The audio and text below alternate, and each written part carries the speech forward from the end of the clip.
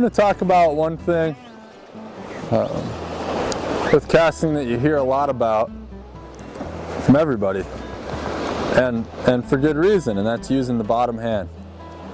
The bottom hand on the rod, the rear grip to apply power.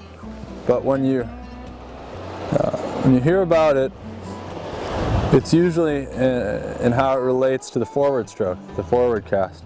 You know, after you get to your key position and you go to apply power forward with the bottom hand. And that's important, that's very important. One thing that doesn't get talked about as much is the use of the bottom hand in the setup of the cast, in phase 1 and phase 2 of the cast.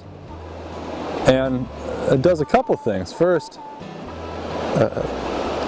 it helps you control and put more power into your setup and your D-loop, but also it gets it set in your brain that you're using two hands for the whole thing.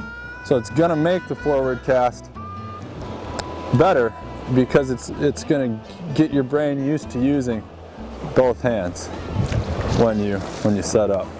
So on the lift and the circle, in this case on a circle spey, get that bottom hand into the picture.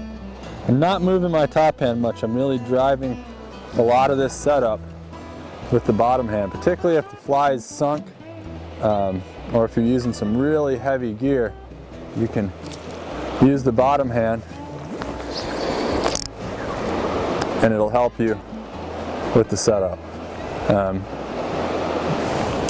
next part of that